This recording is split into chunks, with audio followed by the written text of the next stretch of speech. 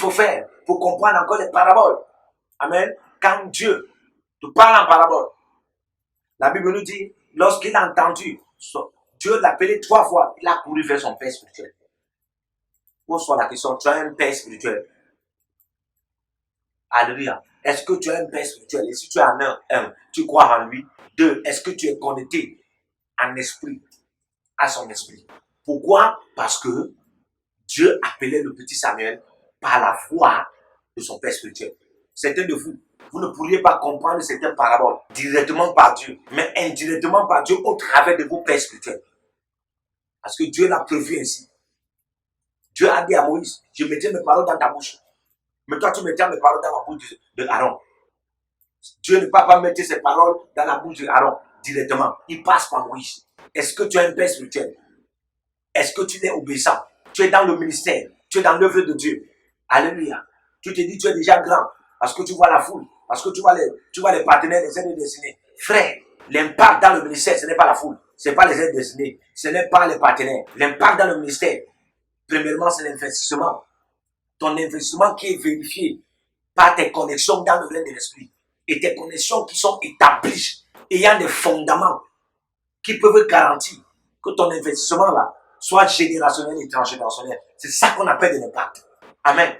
Si toi tu bafoues les pères, tu bafoues les serviteurs de Dieu, tu bafoues, tu insultes tout le monde.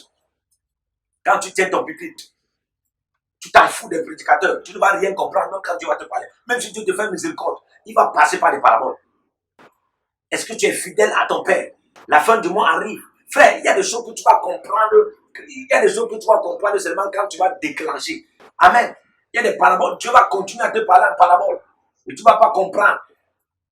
Si tu ne comprends pas le protocole d'attachement à ton père ou à ton mentor. Et ce n'est pas obligé et ce n'est pas forcé. Et ce n'est pas Chanel. Pour en avoir un père spirituel ou un mentor, c'est une affaire de connexion divine. Donc que le père là ne vient pas te forcer que tu es ma fille. Que le mentor là ne vient pas te forcer que tu es mon fils.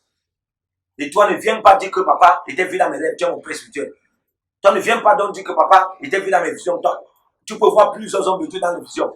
Tu peux voir plusieurs hommes de Dieu dans tes rêves.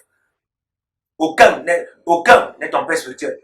Un seul est ton père spirituel. Bien que tu peux en avoir des administrateurs spirituels, tu peux en avoir des tuteurs spirituels. Alléluia. Tu peux en avoir des maîtres spirituels. Mais un seul est ton père spirituel. Dieu le mandate ainsi. Celui en qui, amen, Dieu a donné, celui en qui Dieu a donné l'amour. Et dans les entrailles de cet amour, pour toi et pour plusieurs, il y a ce que j'appelle la couverture spirituelle, l'autorité spirituelle, amen, et le rang spirituel et l'alliance.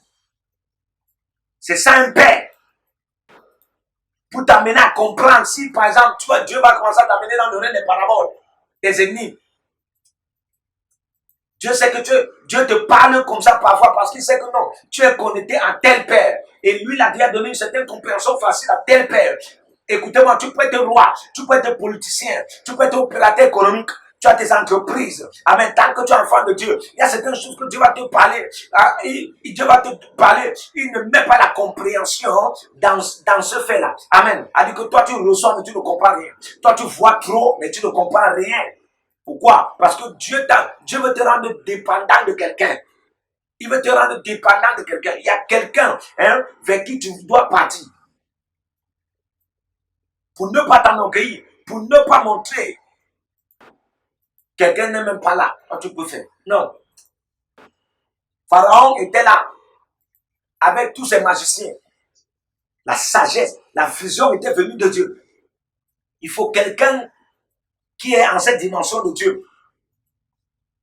Pour que Pharaon doit être soumis. Pour pouvoir comprendre cette parabole. La même chose avec Belshazzar à Babylone, au temps de Daniel. Voilà qu'il va voir mener ce qu'est offensé. Il ne comprend pas ce que ça signifie. Puisqu'il ne comprend pas, ça casse ses pieds. Parce que ce que tu ne connais pas peut te détruire. Ça a cassé ses genoux. Ça l'a brisé là. Parce que Dieu voulait dire, mon ami, le temps est venu où tu dois te soumettre au mouvement prophétique. Parce que le doigt de Dieu, c'est la présence d'un prophète. Le doigt de Dieu, c'est le mouvement prophétique.